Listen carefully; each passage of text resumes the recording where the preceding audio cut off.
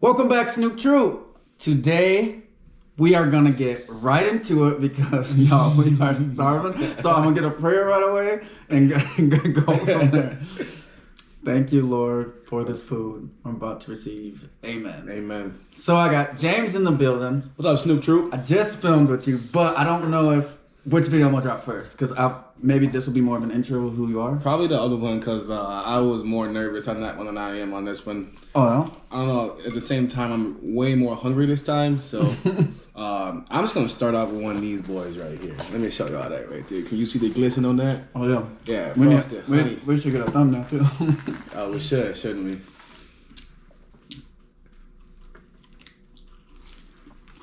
Think I'm like, oh, y'all mukbang. It's time. I've been waiting on this for a long time. I've been waiting for you to get here for a minute. I don't even care about being on YouTube right now. I just want to eat, bro. Interesting, you said you was nervous, but you came out so normal. Yeah, I feel like I overcompensated for my nervousness by throwing out so much energy. Yeah. Hey, if y'all not messing with these jalapenos, you're not doing it right. You know who actually taught me this was Levante. What? How to eat the And you dab it on there? Nah, what, bite that shit. I've never heard of that. Have y'all ever seen anybody do that? Bite the jalapeno and squirt it on? If you ain't doing it, you ain't doing it right. I'm so hungry. Hungry. This may not be a good vlog because I'm so hungry. I don't even want to talk right now. This is mukbang. I'm new to this. Let me go ahead and say, this is Church's Chicken, and we got a lot of it. We doing the Church's Chicken Challenge, which I just made up. And me and James will finish this. James, aka Hustle Man. It's been so long since I heard that. You know I remember everything. Which is unfair. Why? You remember everything, so like, you know what I mean? It's like you knowing the future almost. You know, there's like no way to really come at you, because then you always got something in the one in the chamber. Well, remember the time when you? Bro, you had to bring that up. No, but Hustle Man was a respectable nickname. Cause you from where you from? I'm originally from Florida, but then went to Wisconsin. Mom moved us there. My sister and I. Then we moved to Mississippi, and that's kind of where I like to tell people I'm from, is because when I left Florida, I was like 5 or 6, so I don't really remember a whole lot of what went down. You know, I remember my family for the most part, but I grew up for the most part in Mississippi. That's where anything I know now, I know from Mississippi for the most part. Yeah. And so that's why I tell people I grew up at. But Fort Lauderdale, right? Fort Lauderdale. Fort Lauderdale. Where I was born. The Gunshine State. Welcome to the Gunshine State. I'm an island boy. Man, don't work, don't eat. Don't grind, don't shine. I'm always grinding, but you always see me shining. You heard? They're gonna be like, what? Somebody's gonna say that. What? What do you say? You know one thing about you that I think we have in common? Decaf? No. And sometimes this may not be true for me, but I think we're able to live by the philosophy, whether like you consciously think about this or not. It was like a when in Rome. Oh yeah. Oh yeah, that's probably one of my biggest mottos is "When in Rome," or sayings. One of my favorite sayings is "When in Rome." Mm-hmm. I told Brie that one time years ago. I'm like, well, you know, when in Rome, and she was like, "What? What about Rome?" I'm like, "What do you mean? What about? Do as the Romans?" And she looked at me and she was like, "What does that even mean?" Now, I feel like it's a very important sentiment, like. Cause me, I'm wild. You know, I can be wild, and I'll be myself. But at the end of the day, if there are like certain customs and certain things, like it's like we don't do that here, and it's like, all right, I won't do it. I'm not like the type of person, and I know you're not either, to be like, no, I'm Milwaukee through and through. All right, but here, no, especially like if you're telling people like where you're from, you almost representing that place, right? A little bit. I need a plate to put these bones on. They ate the bones. I'm leaving this on there because that's just, in my opinion, bro, that's just like flour. You know what I mean? That's but that's flour, bro. You tweaking. That's the best part. Nah. You know, maybe once you come my way. When you get older and you actually start cooking meals and then you realizing how the stuff looked beforehand, certain things you just won't eat like that. Like I'll eat, like initially, yeah, I'll bite into that skin, but like at the end right there, nah. No, that's why I stopped eating a lot of fried foods. Really? Yeah. Oh, I think these dark ones are spicy. Let me try this mac and cheese quick, because I am a mac and cheese connoisseur. Yeah. I actually had, and I don't want to say how it tastes. I want you to tell me how it tastes. I had it the other day. Well, they described it as premium. Fork. It's better than KFC. It's much better than KFC's. It's not bad. At least that top layer, maybe that like hardened layer. Yeah. You get that different texture. It's not bad mac and cheese. Who's got the best mac and cheese? My guy. Chick-fil-A has hands down the best mac and cheese when it comes down to fast food. You would have thought Auntie Linda made Chick-fil-A. Boy, scooped it out with her hand and everything. I'm sorry, Auntie. Nobody's supposed to know that. No. With her hand. I'm sorry. I get the talking boy. I don't know what I'm talking about. It's like, yeah, she scooped it out with her hand, but it's Auntie Linda's mac and cheese. It's Auntie Linda's mac and cheese. Auntie Snoop, Linda, you want some more, little boy? You know what's crazy? Like, and I don't want to, because I do know, oh, this cord. I do know I have like a lot of family that watches me or like will tune in from time to time, so I don't want to say anything mean about Auntie Linda. But I will say this, because I feel like she can agree, and it's something when you become more of an adult that you understand. She was really mean to the kids. I feel like she was really mean. I knew firsthand. And as I get older, I'm like, I understand why she's mean to the kids. It's like, get these kids on my face. Like, Auntie wasn't mean to me, but that one day she snitched on me, I was so salty. Just because you know how, you know what I mean? And so, mom's been looking for the any little reason to come at you, you feel me? And so, excuse me, I came home late from school, and the rule was you gotta come home straight, come after school, come straight home. You know, it's like a 15-minute walk, if not less. It took me about 2 hours to go. But, Auntie Linda was watching me. And I don't know if she remembers this or not, but yeah, so when my mom get home, obviously Auntie Linda asked me where I was at. So I was at school, you know, I took a long time to get home. So my mom get home and she asked me about what happened. And I'm like, dang. Sure enough, my mom got up in me. She was like, how did it take you 2 hours to get home? Lo and behold, I was over there with the little girl at the playground. But, you know, swinging, playing tag. Oh. Things kids do. Swinging got a different meaning at this age. At this, oh yeah. What you mean by swinging? At this age, yeah. What you mean? No, back then we was just playing on the little playground. In our eyes, it was a harmless. No. But like now that I'm older, put yourself in Auntie Linda's shoes. You supposed to be watching the kid. It's been 2 hours. The kid ain't been back from school yet. You already panicking about to call the boys. Yeah. You know what I mean? So like I get it, but I definitely got my butt tore up for that. Yeah. So, how would you raise your kids different from what your parents did? Because one, I feel like, and this is to all the people who think you have a bad parent. If you turned out better than your parents, they did a good job. They did an amazing job. Whether that was from them being such a shitty person, and excuse my language, but I feel like that best describes like what I want, the point I want to get across, or they did just enough to push you there. If you're better than them, then they did a good job, because a lot of poor is generational, and that goes back to Roman times. Didn't even string down. That boy just clumped down. That goes back to Roman times. You know, if you don't know your family tree past what, like the 1800s, then you were probably poor throughout your family history.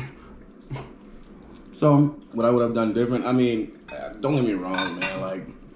Like I didn't have a silver spoon in my mouth growing up, but I definitely had a spoon in my mouth. You know what I mean? Yeah. Like I would never say that my mom did anything wrong or whatever. There may be some things I would have done differently, but at the end of the day, it was all tough love. And having kids now, I understand that. So there's certain things I would do differently. I can never say my mom was not there for me. She was there. I'm putting her on blast because if I don't, Lily gonna be mad. There's only one time she messed up in my eyes is when she didn't come to the award show. You know what I mean? And it was my personal last award show, which is fine, but my mom did what she could to work and provide for us. And when it comes down to like having things or whatever, I may not have had the brand new Air Force Ones on December 31st. But you had the shot. But I had I had them dunk boys. But I had the Air Force Ones on August 13th, and that was the day that really mattered, which was the first day of school. You feel me? Yeah. But a side note, I mean to cut you off because we can get back to that. Your school, and I just thought it's not. The school you went to in Mississippi had segregated proms, and you had a small cameo in Morgan Freeman's movie. Yeah, I was in. We had segregated proms. There's a white prom and a black prom. To my knowledge, it still goes on today.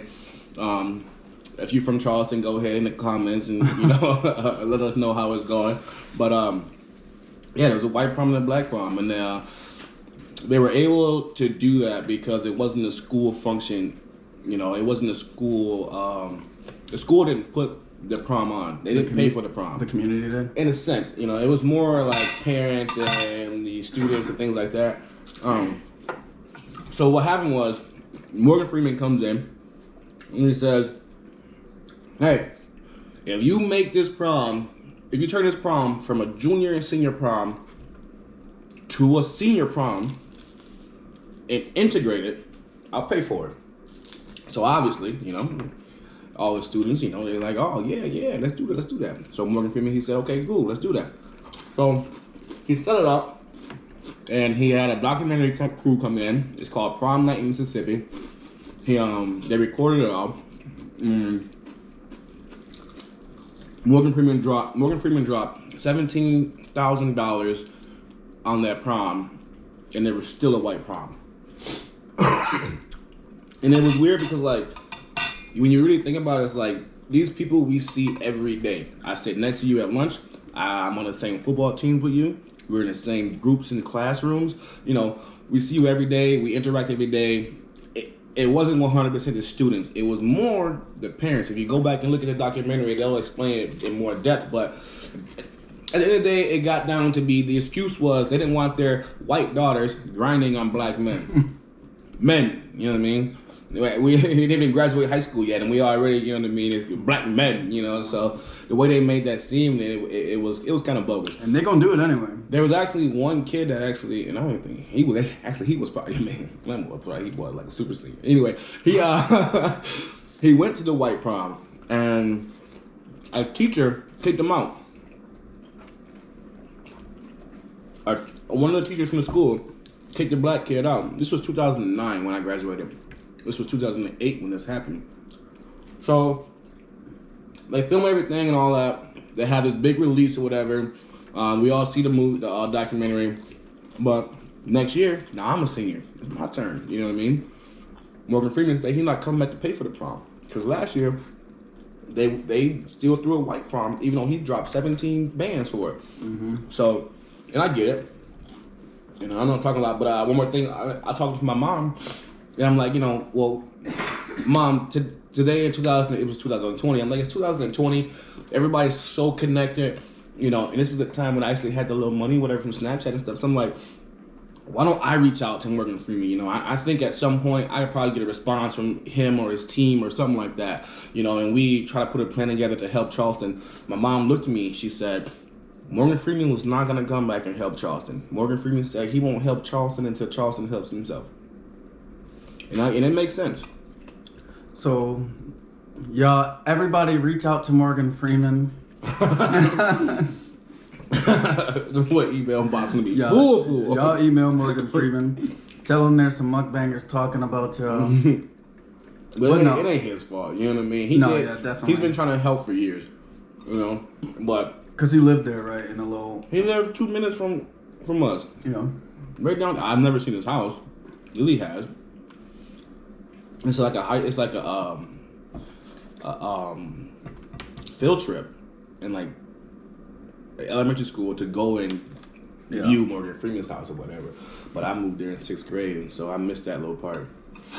I haven't been there in Mississippi in years, but I want to go because it's like family land and stuff. Yeah, that's a bigger conversation for another time. Yeah.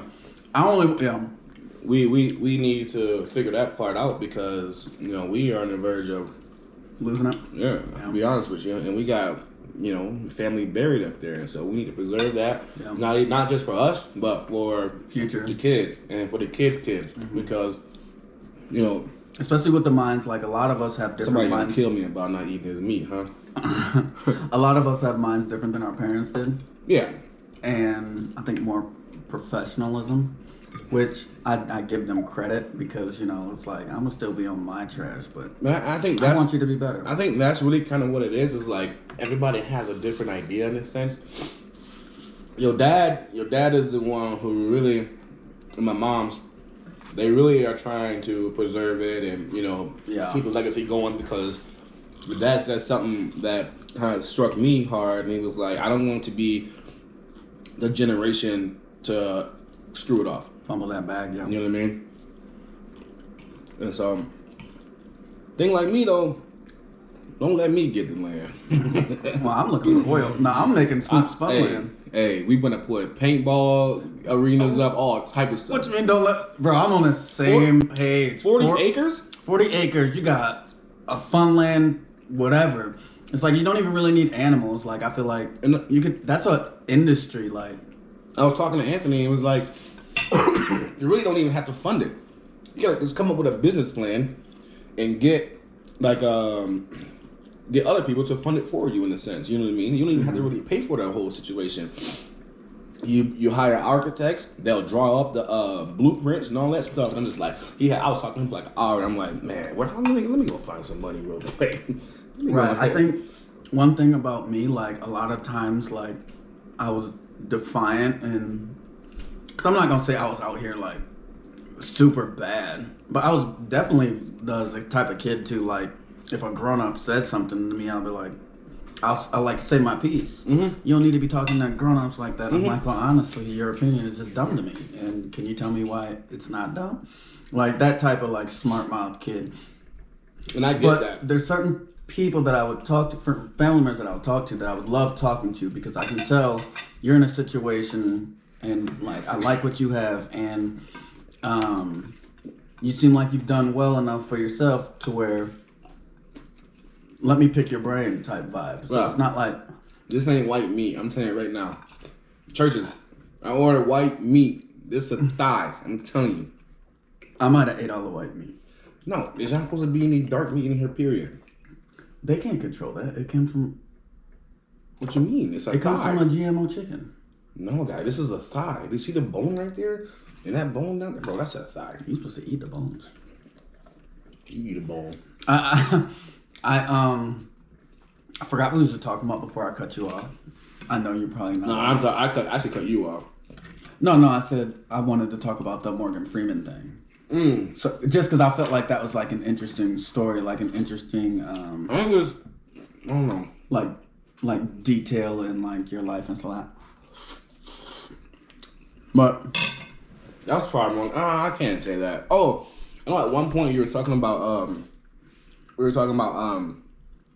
like when in Rome and things like that. Yeah. And I want to get back to the part as far as you were talking about changing and things like that. My mom made a comment years ago, and this might be the first time she ever hears me say this, if she hears me.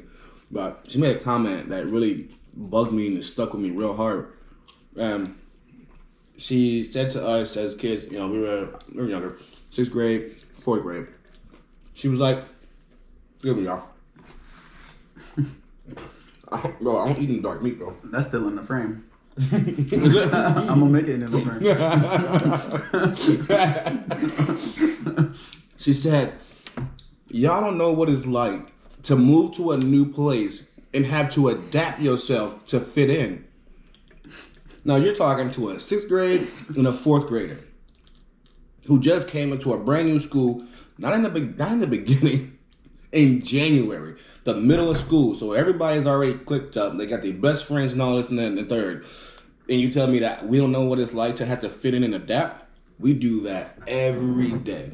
And you've done it We've done on at least twice. I've done it. Because you've done it more than twice. Oh, because of the move situations? Because of moving. Mm-hmm. Well, I mean, but at that time, it was, what, twice or once? Or probably once, because you're not going to count Florida. Are you going to count, like, the move from Florida? I'm counting the moving from Florida to Wisconsin. When I first met y'all, I had to adapt. Yes. They used to call me, we ain't going to talk about what they used to call me, man, because comments finna start. Oh, you mean after high school? No, I'm talking about, listen, she said this when we moved to Mississippi. Yeah. I've already had to adapt when we moved to Wisconsin. What do we call you? I don't remember. Oh, y'all just coming like roach.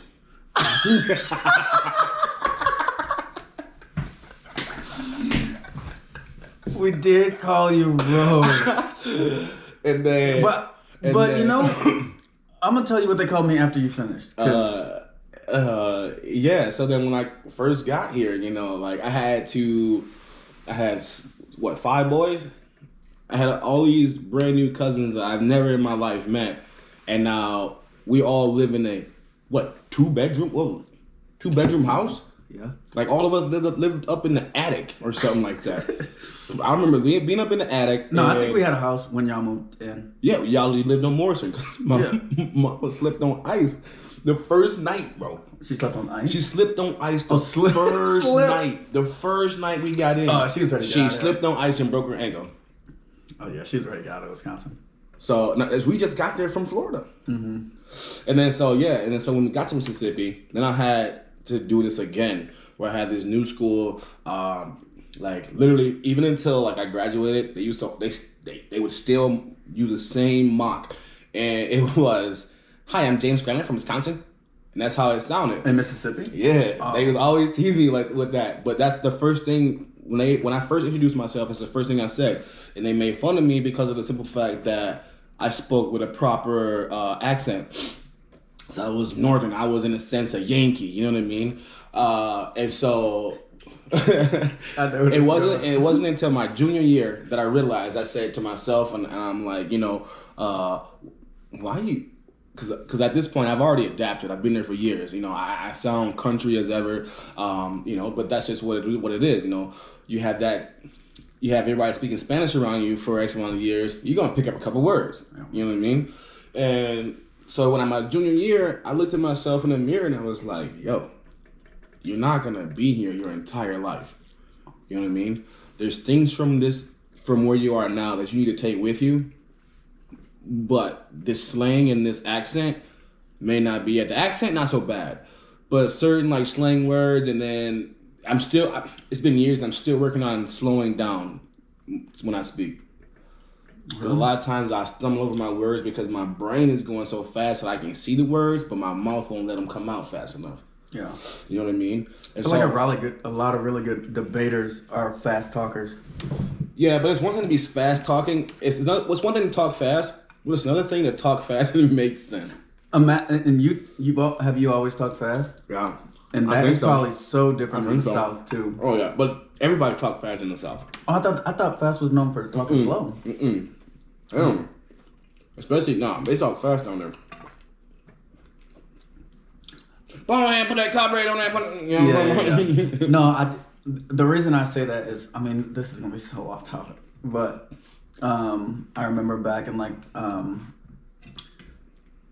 what's the class? Civics class. I kept thinking of physics. Civics class. They were saying like either Al Gore or some president from the South had a hard time getting viewer attraction because he talks so slow, and that's because he's from the South. That's why I get that from. But you do when I listen to like Atlanta people. Well, if y'all get you. And then we talk fast down there. Fast, snippy with it. So I fit in more down there when but I just, like I said, like I felt like I wanted people to take me serious and to understand what I'm saying. And I've got ever since then, my junior year, I was still in Mississippi, my senior year, when somebody told me, "You sound proper. How long you been here?" And I told him. And deep inside, I was smiling because I was like, that's what I want. Still got it. So then I get to Wisconsin. What the first thing these boys say? "Oh boy, you country hell, boy." We go to country names. Because I asked my uncle, we used to always go to the YMCA. So I'm like, "Hey, Uncle Mon, I can go to the Y?" He was like, "What?" He was like, so I asked him again. I said, "Hey, can I go to the Y?" He's like, "What are you? I'm trying to go to the YMCA." The YMCA. Oh, and so they made fun of me for that. But yeah, I live in my own lane. Kanye in the building. No, how country? Because I don't think Lily was ever that country. Lily's still country. Lily's country. No, she is, but she's really proper. Yeah, she's country, but proper. You was like a twang, but you was like in Natural Honor Society and all that. So it was just like, and you adapted really fast back. I don't think like if Lily moved out here, I don't think she's ever gonna care to adapt. Right. And not like saying adapting is a bad thing. But Lily's from a different world, and when I see Lily, a lot of times I'm like, I look at her and I'm like, that's some Southern stuff. Like, there's a lot of social norms. Yeah, but like faux pas. What is it? Lily's biggest thing when she do this, you know what I mean? Yeah. When she tells people what it is, that's some Southern stuff. A lot of people out here, especially like not up here, I'm different now, but like up north, they don't really tell you how it is. You know what I mean? Yeah. You know what's weird is that like a lot of that is just becoming like Gen Z stuff. Like telling people how it is and stuff. Anything like the stereotypical like, is that stereotypical like black girl emotions? Like, yeah. Oh yeah. That's becoming like a Gen Z in general thing, which is it's kind of interesting. I mean, it's interesting because for me, I'm not gonna be negative on it because I feel like maybe this is the time where we're actually being considered Americans versus African Americans. No matter how you look at it like that, like we're part of American culture. Yeah. And if people accept that, as long as everyone accepts it, the old people then go ahead and wear your dreadlocks. For me, I think like as something like if a white person was wearing dreadlocks. Because the young people are taking on a lot of black culture as like their own, and I feel like that's kind of important for the growth of America. Listen, man. A lot of people don't like it though. If you white with dread,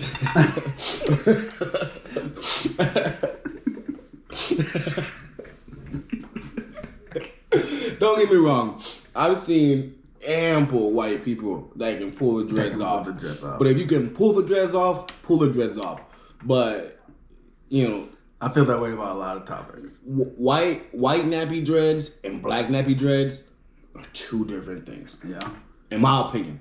Yeah. You know what I mean? Like yeah, if you're black with nappy dreads, yeah, sure enough, you may look a little suspect or whatever, but you still black with nappy dreads.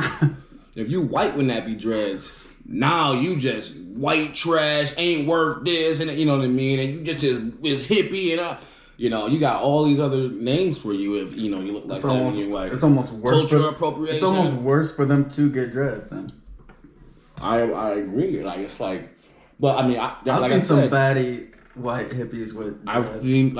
I've seen some nice dreads on white people, but that brings up like my conversation for a lot of things. Like if you look at like actors, and it's like, you know what, this is my job and something I've studied in school with probably from a young age. And there's like so much cultural appropriation, which is why I like the mending of cultures, at least to a point, because America's a melting pot. But if I want to, and I don't know, because we have such a history of blackface, I don't know like how comfortable I'd be with like a white person playing a black person. But I feel like maybe we can get to a point, or a straight person playing a gay person, or vice versa, like things like that. Yeah. And it's like either you kill the job or get dragged. Cause there's no middle ground. Yeah, there's no middle ground. So it's like you. Yeah, I'm gonna say blackface because it's the best example. Like if a white man plays a black man, most extreme example too. Yes, it's most extreme. If you don't kill that role, then get dragged. So don't take it unless you're ready to body it. You know, and we not about to have no shucking and jiving. You know. You need to be Denzel or something, you know. And I feel like hopefully that will get to the point, like either be the best at it or don't touch it, because I can kind of understand like black people playing white roles, white people playing black roles, because it's a physical thing. Well, I can understand how it's like maybe off-putting in a sense. Yeah. But like when I heard about who was it? Somebody was getting criticized because they were straight trying to play a gay role. Yeah, I don't like that. Why? You're an actress. If you can be straight and make me believe on screen that you're gay, you did a job. But if you're already gay and make me believe you're gay, you know what I mean? Like, because I get where they're coming from. Because the whole like job description is hectic to even be an actor, because it's like, what can I act like? I can only be right. I can only be this. I am so glad. Listen, cut this out. Listen, I'm so glad we're talking about this. I'm so glad we're talking about this. I'm not cutting this off. Listen. You said something the other day that ultimately blew my entire mind. And then he, I don't know if you've seen this video, but then he was like, I'm the smartest man I know. And I was like, wait a minute, he might be. It was a conversation about, and you was talking about, there's a debate going on. Who's a better actor? Will Smith or Jamie Foxx? Yeah. You know what I'm talking about? No. You don't remember? Oh my goodness. No. You put this out there, you don't remember this? I don't remember. Bro, you just changed. I do a lot of more things. Snoop said, all right, if you haven't seen it, go ahead and put that in the description down there. Look below. I need to look at I looked at the time because I want to make that the beginning of my intro. Okay. It's the Christmas one. Anyway, so Snoop was like, there's a debate going on who's a better actor, Jamie Foxx or Will Smith. And right away when he said that, in my head, I'm like, you know what? You're right. I don't know. Who would I pick? I love Ray, but I also love I forgot what the movie I picked for Will Smith, but like Bad Boys and things like that. You know what I mean? Pursuit of Happiness. Pursuit of Happiness. That was the one I picked to go up against Ray for like a serious role. Whatever. So like I'm in my head still debating on who's a better actor, and you're talking about whatever, and then you brought in Denzel, and I was like, oh, cut this off, bro. Denzel, got that. you sound crazy. You ain't even finish the sentence. I'm like, oh, in my head, I'm like, oh, that's Denzel all day against Will Smith and Jamie Foxx. Oh, Denzel walking on him, and then Snoop was like, yeah, Denzel or Jamie Foxx and Will Smith can play all of Denzel Washington's role. But can Denzel be funny? Bro, I'm like, what? Then I'm sitting there searching my brain. I'm like, and right before I can say it, you was like, oh, well, he did have Training Day. And I'm like, then you said, but that was a different type of fun. That was you know what I mean? He wasn't like comedic. He wasn't a comedy in that movie unless you from something like that. Mm-hmm. You know what I mean? But yeah, so like I took that to work. I told Bethany. Everybody's mind like was blown, and everybody did the same thing I did. They said, "Oh, I don't know," and I said Denzel. They was like, "Oh, yeah." And I said, "But can he be funny?" They was like, "Ooh, hey, bro, tell me this our viral moment. We just called Denzel out." Oh, Y'all, you know right. I ain't trying to call Denny. Hey, Denny, I ain't even trying to call you out, Can you baby. be funny, Denzel? Can you be funny? You know, you had that movie with Mark Wahlberg. I thought the Two Guns, I thought that was pretty cool. We're trying to have an act off. Can you be funny? But no, seriously, look, when you really think about it, though, like, can Denzel play Bad Boys? Yes, especially when you think of an actor being able to be everything. Can you? Right. The only thing I would say about Denzel that he steps out above the other two is that he's able to capture an audience and make them feel whatever he wants them to feel every time in every movie. That's the one thing I would say different. But when it comes down to, like you said, versatility, I don't think he can see. Denzel can't be Django. Denzel can't be Django. I'm sorry, but Denzel can't be Django. Will Smith can't. Will Smith can't be Django either. Will Smith can be Django. Will Smith might be able to be. Denzel might actually be able to be Django, to be honest with you. I'm thinking, but I don't know. I think Denzel might be able to be Django. He can probably be Django. He can, but like I wonder if a lot of people don't take roles because they don't want to get put into that box. Because Will Smith had kind of a lot of digging out to do. Like Kevin Hart. From the rapper. Like Kevin Hart. But has Kevin Hart ever been serious yet? Yeah. Oh, I didn't see it. Twice now. Was it good? What was it? The Upside. The Upside? The Upside, when he was taking care of the, I forgot the actor's name, the guy from Malcolm in the Middle. The dad from Malcolm in the Middle.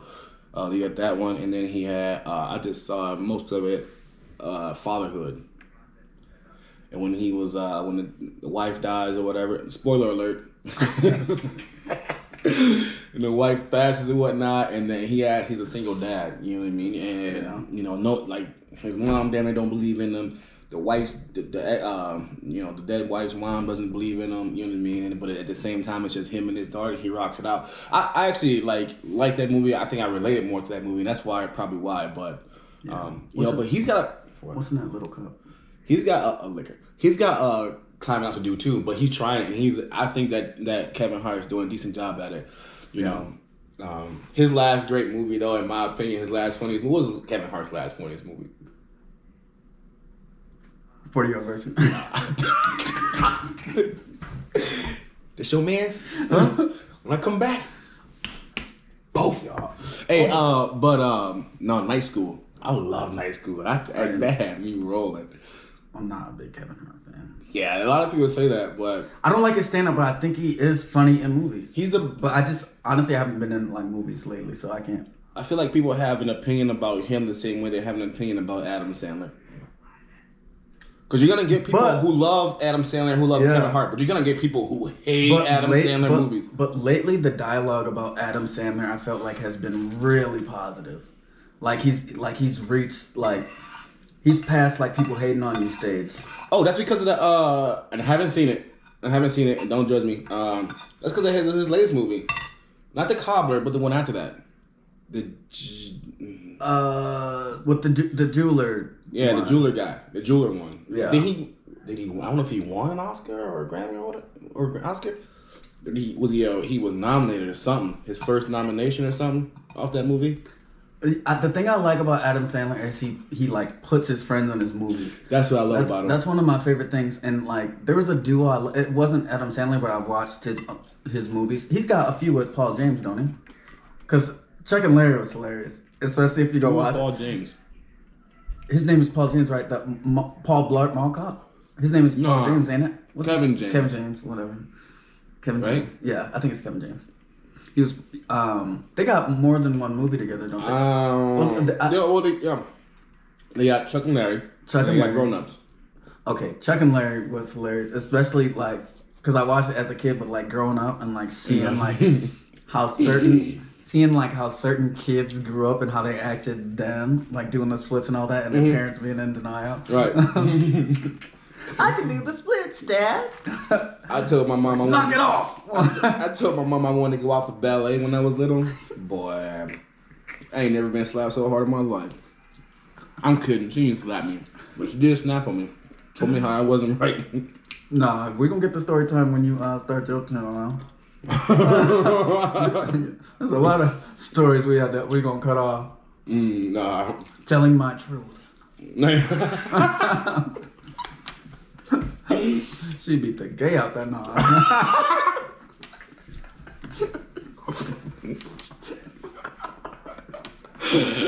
I might have to edit that out. Bro, you'll give me a show. I'm have to edit that You'll out. give me a show. I'm 30 years old, still scared of my mama, boy. You 31.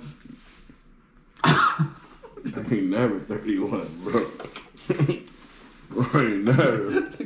Afraid of one more year. It's like 6 months, like, no, 3 months. I'll be 31 in March, so don't age me too fast. Oh. Yeah, this is probably one I'm of my like fool. It's probably one of my favorite mukbang conversations I've ever had. I don't think I've laughed this hard. And I think I don't know how long we've been filming, but I think it's been almost an hour. For real? 40 minutes to an hour. I have to tap the screen, but I don't know. Well, that seemed like 20 minutes. That seemed like 20 minutes. We ain't even have a conversation there. The weird thing about you is,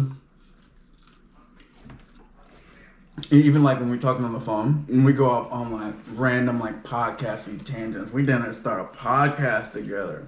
I think Tremont would be good too. Tremont would be amazing. Tremont would be amazing, but there is a thing about Tremont that he needs to fix. You gotta give everybody else his chime. You gotta give everybody else their time to talk. You gotta let everybody else get their opinion in, baby. Yeah. He doesn't like force his way to keep talking, but he doesn't ever give you an in. Oh no. Because sometimes when somebody's like over talking, they'll space themselves out enough where you can interject. Tremont doesn't allow you to interject. Hey Trayvon, I love you, Trayvon. I love you to death because you made me late so many times to work, man. You start inching away. I got inching away. But the worst thing about working in the mill with Tremont and Snoop is when you sweating with these steel-toe boots on in this factory, and you look over at 10 o'clock, and Tremont and Snoop is sitting there jibber-job. Now, their departments are on the complete opposite side of the buildings. Cool, that's 10 o'clock. I'm still going back there, sweating, busting my tail. It's 10:15. They are in the same spot. So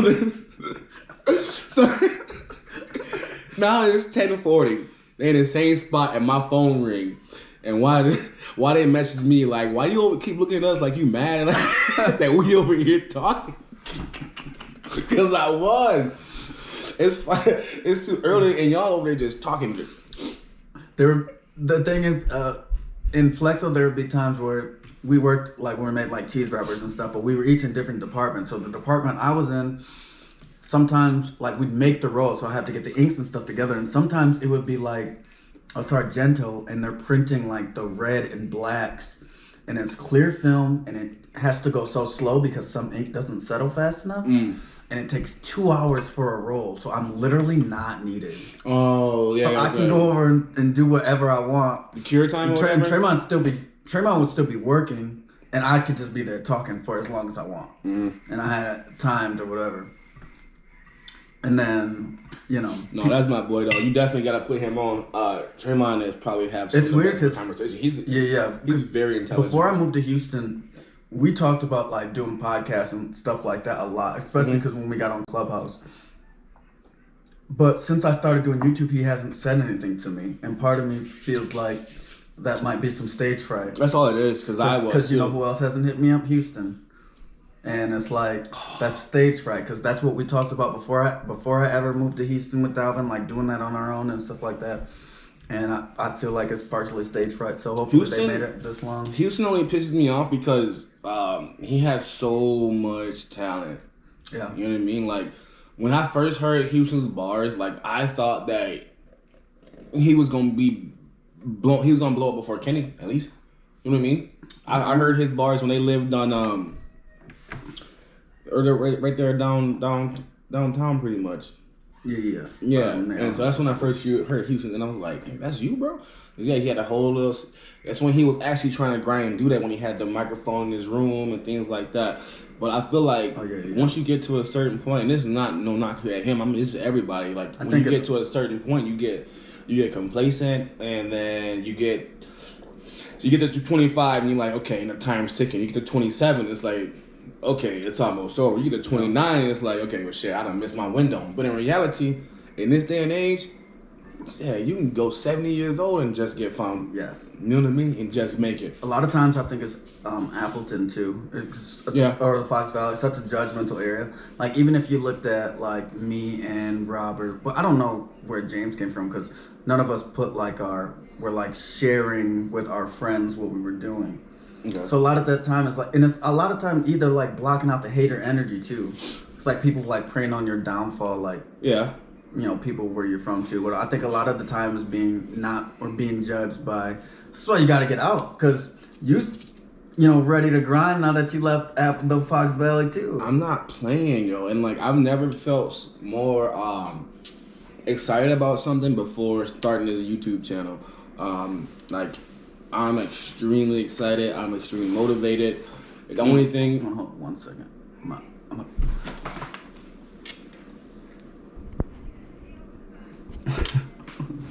I don't know where you're at, so I'm gonna make sure that is. I'm excited about starting this YouTube channel. I'm extremely excited. I'm extremely motivated. The only thing is like I'm not super worried about content because I feel like if I start off at a certain state, with a certain idea, I keep nurturing it. It'll grow into something bigger. But at the end of the day, I will rely on the audience to literally tell me what they want to see. You know what I mean? I think that's a big thing that big YouTubers would do is they would ask, those questions. That's what I need to do.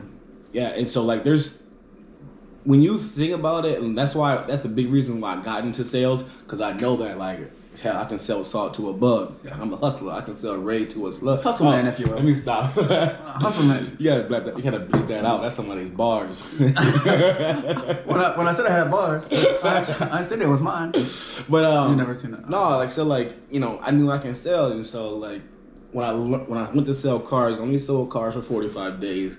I popped 4 cars in those 45 days, but I learned so much about people, manipulation, and selling. Seriously, you're gonna have to explain that manipulation, but I get it. Oh yeah, you know who gets the girl in the club? The guy who can. The salesman. Yeah, I was. No matter how you look, it's the salesman. I was telling people that I'm a lot better with women now that I've been in sales. Yes. Yeah, that would definitely help you. It's like the rebuttals, and it's a game, and it's so fun. Yeah, it's to open and close. You know what I mean? It's to see if you can open. Yeah. People buy from people they like and trust. So if you can open, get that girl to like and or trust you, that's one thing. Now, 90, I said that too far. 90% too far. 80% of the guys can go up to a girl and open. A lot of guys can't, though. Almost, it's not that hard to walk up to a female and say hi. The other 20% are the ones that go up and be like, "Hey, baby girl, what that?" Yeah, that's those. But for the most part, most of us can open. That's like shooting your shot without shooting it. When you just catcalling? Yeah. Yeah. Oh yeah. That's the coward way out. That's sticking your toe in a pool to see how cold it is. Yeah, you know what I mean? That's really what that is. Dalvin put me on blast one time, and I was so sorry. Because it was just us guys walking around. We was trying to build a new table to mukbang on, and there were some girls there, some Houston hotties. And this is when I was still with Alex. And I was, we just guys bullshitting around. So I said I hollered at this girl. I said some joke, and I think got her Instagram, but I never talked to her. I just whatever. And in the video, he goes, "Yeah, Snoop liked to pick up girls with jokes. That's his game." I'm like, why would you say that? I was just entertaining my friends. Ain't nothing wrong with that though. Because I was still with Alex, and that's why. And she. Oh. He just told me. Straight dry snitch. That wasn't even a dry snitch. That wasn't even a dry snitch.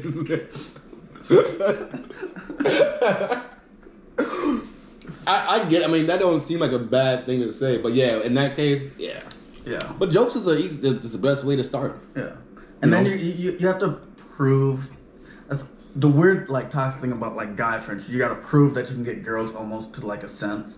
And that's basically what I was doing, because I never had any, like, intentions. I know I probably shouldn't, like, even when I went to, like, the Smash Or Pass, like, I shouldn't be here, like, morally or, like, relationship-wise. But I'm here.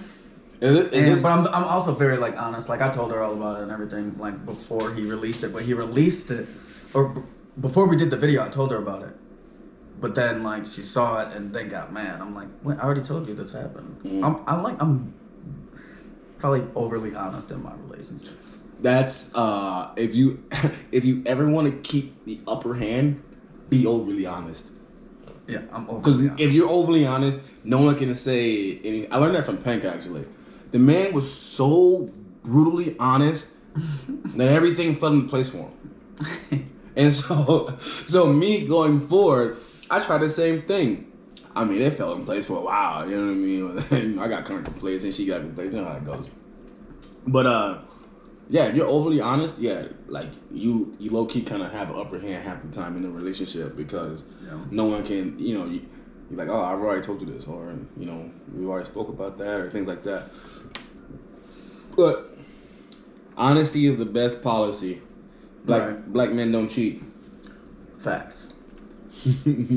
I usually keep it so much of a ban, or like if you like press me up, not even press me enough, like, because that's what I like the honesty. Mm-hmm.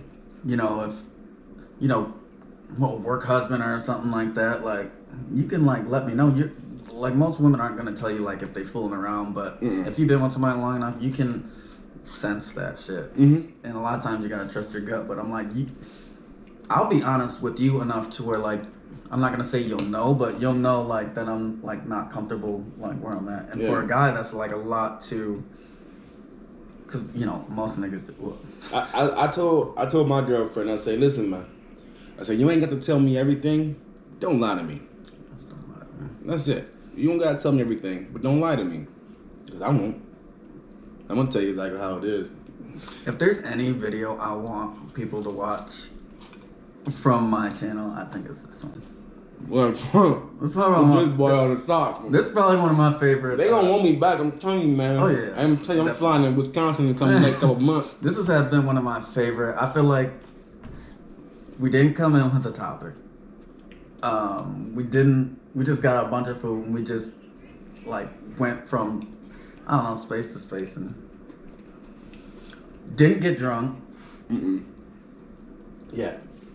Yeah. I got your best. Yeah. I got a lot to do. We've already created 5 videos on the phone alone. Oh, you know what I mean? You and I. You gonna do my tattoo? Especially that one video that we had, or that one phone call we had before I left, and we was both drunk, and we sat up to like 8 o'clock in the morning talking on the phone. I was chain smoking cigarettes and shit in the car. You know who's gonna be jealous about all these collabs? Who's the one person that's gonna be jealous that the collabs I'm doing with you while I'm in Arizona? 7? Levante.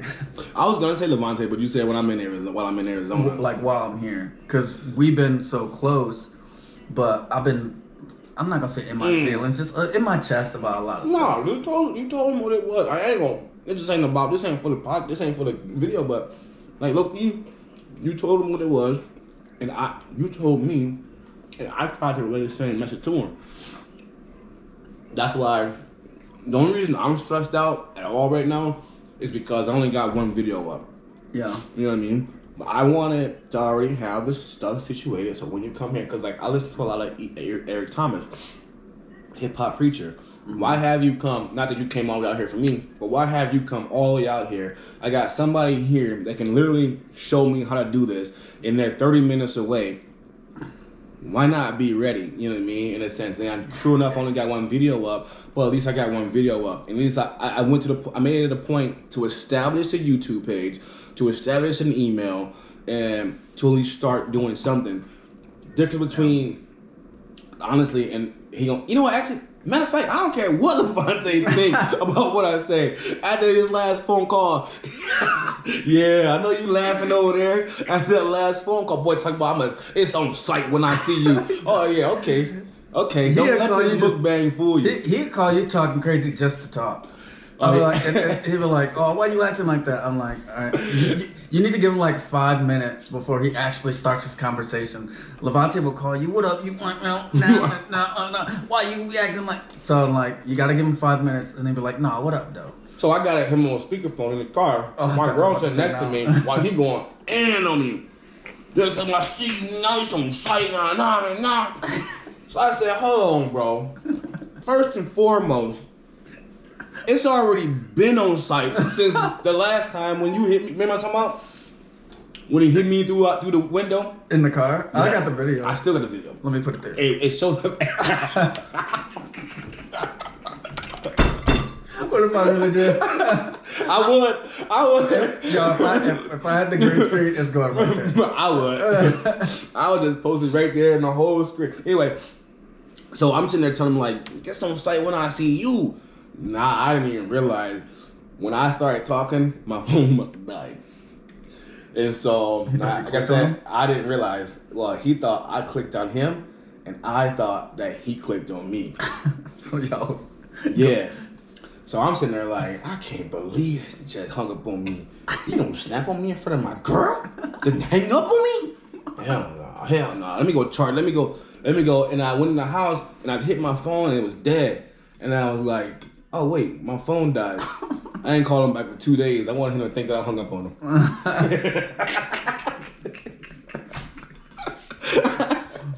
Well, I know it's about Levante too. He'd be bored.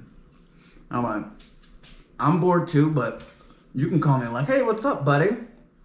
Every time, it's like I already know how you are, and sometimes I'm not in the mood to be called a bitch ass. That's because Levante's still on that live trolling. He's still on that real life trolling situation right now. I thought that we left that back in 2018, but I guess not. That's the Milwaukee for you. I'm just playing Milwaukee. Shout out Milwaukee. Go Bucks. Feed or dare, baby. No, but I do. I mean, I want to get some content with him. I want to do content with everybody, especially the people I know who are like, I can have like good conversations. People that aren't scared to have certain conversations too, because I know a lot of, maybe I should save that for next. Are you sure I got it? Because we're so far in. I wonder, like, well, the people that watch, and the people that don't. But a lot of problem. Who do you not want on here? All right. Let's try to do it this way. Who would waste your time the most? Oh man, there's a wide variety of people. I'll start off. My best girlfriend, Miriam. She'd waste my time the most. I feel like I could get Miriam to talk simply because I'd ask a lot about Spanish cultures, and then like maybe like the secret racism that goes on, and she's got a half black Spanish baby and she's teaching them Spanish first. Like I feel like I could like work a lot of that into the conversation. I feel like Miriam would have to warm up first for a while before she actually gets comfortable in front of, or just speaking in general in front of the camera like that. Yes, but I have secret sauce. Yeah, you do. But another thing, some people don't need it. I think Pink didn't need it. I feel like Pink could have been a little more himself, but he was very himself and professionally himself, and like I think me and Pink just have like a good, chemistry. Mm-hmm. We secretly got good chemistry. Yeah.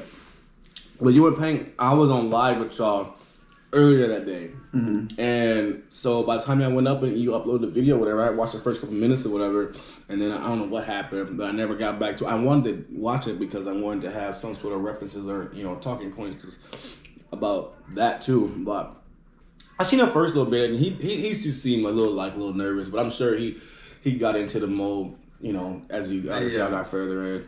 But one thing about y'all, think about he when he gets like kind of his like eye rolly like little stuck up. He did have a hint of that. Did he? Did he? A little hint, just a small hint. I gotta go back and watch. Because we didn't drink or anything. Oh, for real? No, yeah, we just went. Was he impatient? No. No? It was smooth. That's my boy. If you don't know Paint Got Ready, go down to the description. Go down and check out that video in the description. No, that's my boy though, man. That's my ace boom. Hold on, let me see something. We have to turn this into 2 parts. This is an hour. This is the longest mukbang I've ever done. Other than I don't feel like it's been an hour. Me either. I know somebody who have. Hey, baby! You don't get laid tonight. Y'all still going? Hell nah. She didn't went out there and started watching YouTube videos and shit. Okay, impossible to be talking this long. Boy, I can't wait till we going live though. We gotta go live one time. I know the thing about it is the lives crack the most at night. Yeah, when people ain't doing and that. I done been way too much of a donkey on my lives. I know I need to like, especially because a lot of times I drink to get to sleep, and then like if I can't sleep past that, I'll go on live, and then I'll drink during and just like embarrass myself, you know? Yeah, you don't want to do that. I don't want to do that, and I've been doing that, so I need to. I feel like live would probably be more nerve wracking than this. Because these no, because you're talking to people right as you go, so it's like you can answer comments and not like looking for conversation. Not everybody you can just flow a conversation with, you know. You're right. So like I've had, I don't want to throw Dante under the bus, but me and Dante, he was just too nervous. He's also hungover and, you know, maybe needs some few drinks. Pank was good, Seven was good, Asia was good, Taylor was good. Everybody's been good. Carter was good. And I'm always nervous for him because I remember like how I was. Like I'm an outgoing person, but I also know like how much better everyone's gonna be. Okay. that. But hold on, you were talking about the Eric Thomas thing with the 30 minutes. I just wanted to throw this in there. Because James, shout out to James Mazuki, because he had a quote like, I think he said it from his mom. I don't know, that she would say, or he would say he's a lucky guy. I don't know, I might mess it up, but it came from James.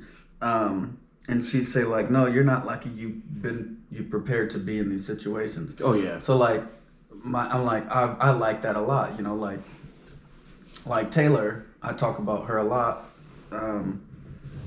Because hopefully that's my future boo, but I just so happened to meet her. You know, she did. I just caught what you said. she was already doing like let's go XOXO. She was already doing YouTube. Yeah. I just so happened to move down there, and me and Alex so happened to break up, and then she'd comment on videos and stuff like that. So I hit her up, just like flirting back or like commenting on her story, and then we end up like hitting it off. So like. Yeah. So now she's on my channel. She's got a gang of videos just because she did YouTube for fun. Like she does YouTube for fun. Like she enjoys it, and it's like she didn't get lucky. Like she's been doing this. Like, or you know, it's like she's done her due diligence, and it's like I'm not gonna say I blessed her. I don't know how to like say that. Like respect. It was good thing. Like she met me. Like it was like meant to be. Like serendipitous for her. You know. Because then to build her up off just, you know, a hobby for her. She's good. She's better than me at it. I was watching a YouTube video about starting YouTube videos and, you know, 5 or X amount of tips about new channels or whatever.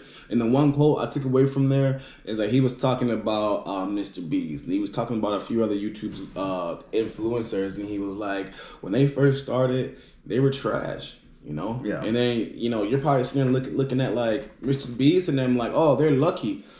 His quote was, and this shit stuck with me. I'm sorry, I don't mean to cuss, but like it stuck with me. He said, they didn't get lucky. They just got better. Yeah.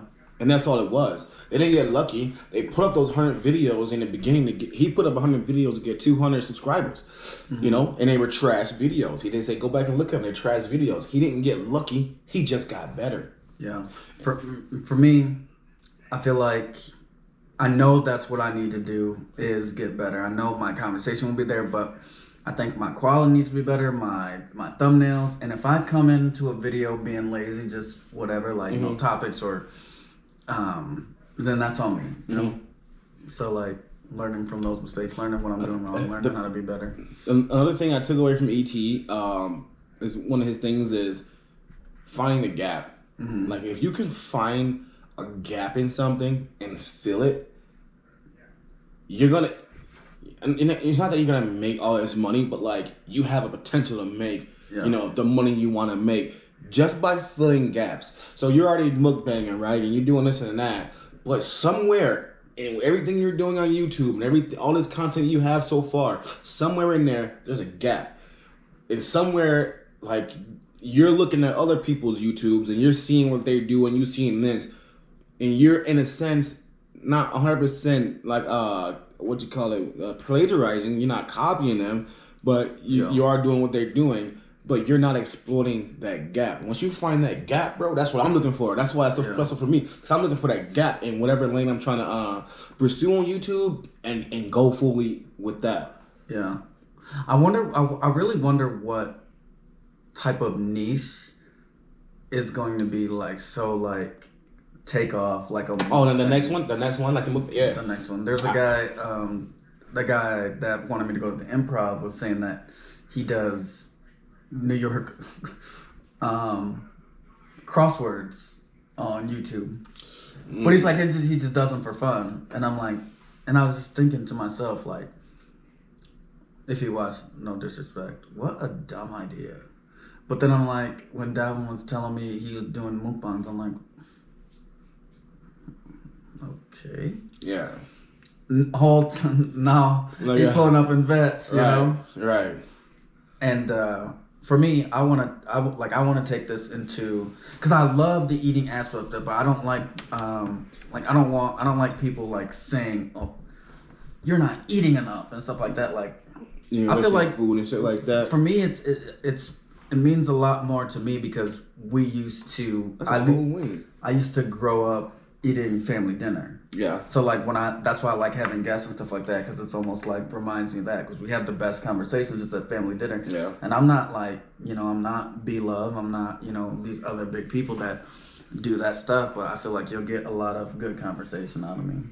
Yeah, because I want to do the mukbangs, but there's like I can have the conversation, I can eat the food with the best of them, but the only thing that I can ultimately not do, and I just can't do it, is smack. I can't eat with my mouth open. I have a problem, and I see that a lot of people that's in a sense kind of what they want. They want you to, but that pisses me off, and like just hearing me do it. And like, so I just can't do it. I don't even make it that far in those videos. Yeah, me either. I asked a lot of people at least like what they want from me, and they said they like the conversation more. So at least maybe my audience likes like more of the conversation, and maybe we can gradually go towards just like you do have good conversation. You have good conversation. You're smart, and you have good in a sense facts. You know what I mean? So like, you bring that to the table and. You just gotta lead it. You just gotta lead the conversation and things like that. I might have to make this video 2 parts. Stop. Yeah, I don't know how long this GoPro's gonna last. You're gonna save some of this. And I don't mean to cut you off right away, because if it was anybody else, I would have been like, just give us a couple days. We're gonna be eating a 32-inch pizza coming soon tomorrow. Everybody like this big. You said that. You said a couple days tomorrow. I have to keep them on their toes, you know what I mean? Where can they find you?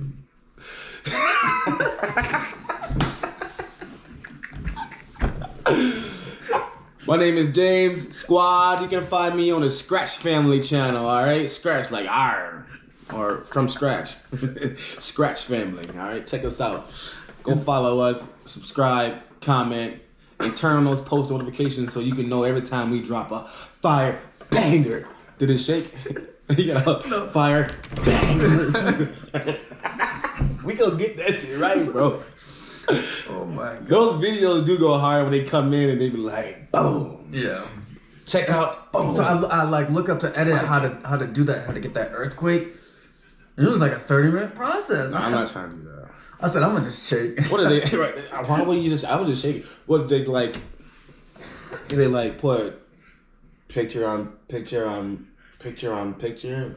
Yeah, it's like such weird and such minute. It's so weird. Unless I just saw the wrong one, because I seen other ones that have like transitions that you can use, but it just didn't work for me. Because they got that whole they're I don't know. I didn't really look too close to their lips, but I think don't their lips match up to an extent? Yeah, but or is it just like one of those like banger and then you just you can do like a lot of that. What sound like Tri-City? He must have like a thing because he could do the shake thing. But it's a lot. I think he went to school for like 3 years or whatever. I'll get there, man. I got your and you got a family channel, right? Yeah, I definitely have a family channel. The kids, they might branch off at some point and do their own thing. But right now, it's mainly content of like family fun, pranks, things like that.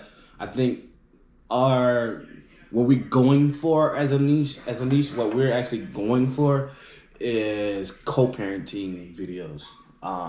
Talks about co-parenting.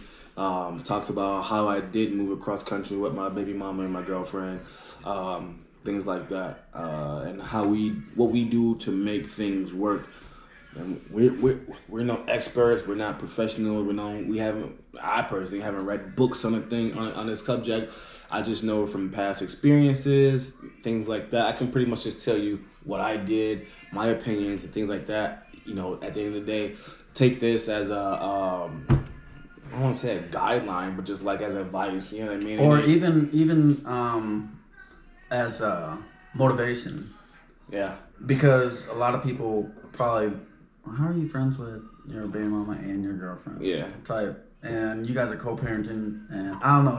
At the end of the day, all you should know is that's how it should be. That's the most unique story I've ever heard, and I can't wait to see your content. We definitely can. We'll get into that. We can definitely get into that next time too. But just like at the end of the day, like that's how it should be. If me and my daughter's mother break up, and she doesn't want to be with me, and I don't want to be with her. What does it matter about the person? Only thing that matters to us is that we have good people around our kids. Yes. You know what I mean? And so like when I started talking to Bethany, I called Bree. We went out to lunch and I let her know. That's how that transpired. Super adult, super grown up, and in a sense that's how our relationship is. When something goes down, just pick the phone up, and just let them know. That's just communication. A lot of times it might be how hectic the breakup was too, because a lot of people can get petty. Yeah, I'm not a petty person. Oh yeah, so I'm like, you know what? You don't want to be with me. Whatever. My feelings are gonna be hurt for I don't know how long that. Yeah, we talked about that too. Like we dealt with that. Like don't get me wrong. It wasn't like peaches and cream day one. Nah, we went through it, and there was that time where she couldn't stand me, I couldn't stand her. But at the end of the day, since we broke up since day one, and now y'all can sit down with each other. Oh yeah, now we can actually. But we really we really realized that like it was a mutual decision for the most part, but it wasn't us who had the problem. It was our significant others. You know what I mean? They had a problem with our relationship. Yeah. And we're looking at what? Why? Because I made a joke? You know what I mean? Now you want my password to Facebook? Wow. But I gave it to her. I used to give my girlfriends that stuff. Until they ruin it. This is my thing. I'll let you know, you can have all that. I don't care. I'll give you my passwords. Just don't go into my phone without me knowing. And let me explain why. Because somebody's going to be like, well, if you're not doing this, you're not, This is why. I don't want you to go into my phone and see something that you think is something bigger than it is. Yeah. My ex, I told her this. I said, don't go on my phone unless you let me know. And then if you let me know you want to see my phone, I'll give it right over to you all day. I don't care. But she didn't listen to me. So she went through my phone. And then she saw something, got mad, storms out, drives home, all this stuff. Sorry. And I'm like, what's going on? So apparently I've been cheating on her. I'm like, what are you talking about? Well, you was talking, I don't understand. You talking to this girl on Valentine's Day. You asked me to be your girlfriend on Valentine's Day. Blah, blah, blah, blah, blah, blah. And I'm this whole time like, what are you talking about? It's in your phone. Look in your phone. It's in your phone. He's like, I'm like, what? So you went to my phone. That's not the point. You. I'm like, that is the point. Because one, I don't know what you're talking about. Two, you just lost my trust because you went to my phone without my permission. Bro, she was looking at a post that she went down to somebody's name and she saw that I messaged this person on February 14th, 2014. I haven't talked to the girl in years. The last conversation was like, okay, good, bye, or something like that on Valentine's Day. But she went off the hinges. And that's why I say, listen, if you want to look at my phone, here, you can take it when I'm right there. So that whenever you have something that comes up, I can explain it to you right away. Yeah. Well, I have things not as innocent. Like, I'm like, you can go through my phone, like, whether you see girls or whatever, like, you won't, or, like, I'm whatever. But you can't go through, like, me and Robert's conversations or, like, me and my dad's and stuff like that. Because me and my boys, we're talking trash. Like, mad cash. And I'm like, mad cash. I said something about some girl having some knockers or something. And she's like, and you talking about... I'm like, well, that's just the conversations we have. Because, you know, she does. But, like... Right. I'm sure you and your girls talk about stuff too. I'm like, exactly. I'm not gonna say it's innocent, but it's also like this is how we talk. Yeah. When our girlfriends aren't around, you know. It is, and then y'all do the same thing when we're not. Yeah. If y'all just because I say it over text message, don't make it any more wild. Or you deleted yours and I didn't. Yeah. Oh yeah. You know, like, we know how that girls goes. get for that. I was talking about it? Girls do it better, bro. Girls do it so good. They do it much better. They do it so good. They just think deeper.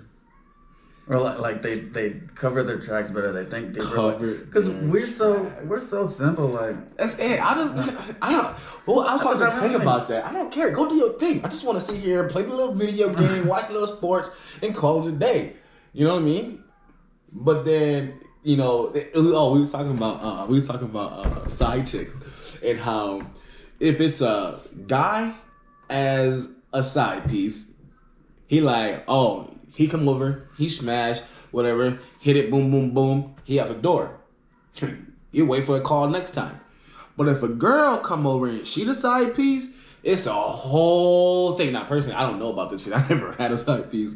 But this is somebody else's conversation. I ain't gonna say the names, Jermaine. But if a girl comes over, and this was years ago though too. So, but if a girl comes over and she's a side piece, then she leaves with feelings. Oh.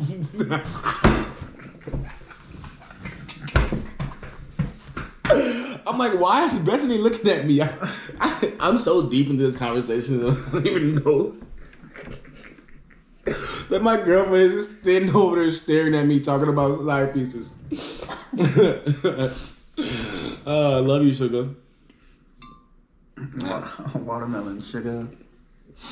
Are we Snoop? I said, let's cut this I've been full 10 minutes ago. I've been full for about 20 minutes. I said, let's end this 20 minutes ago.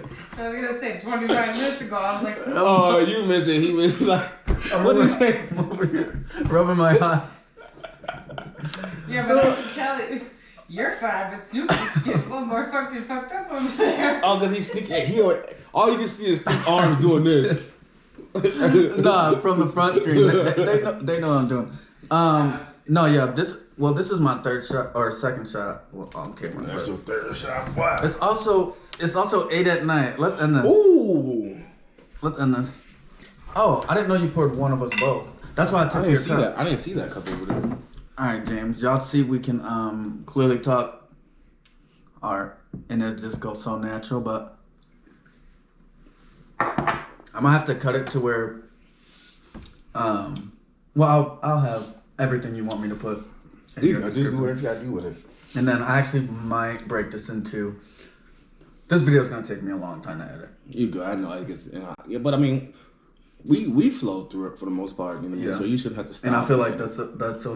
No, the GoPro splits it up 10 minutes at a time. Oh. So this is gonna be like 10. But we still flow through it though, so you shouldn't have to like. I just gotta find the clips.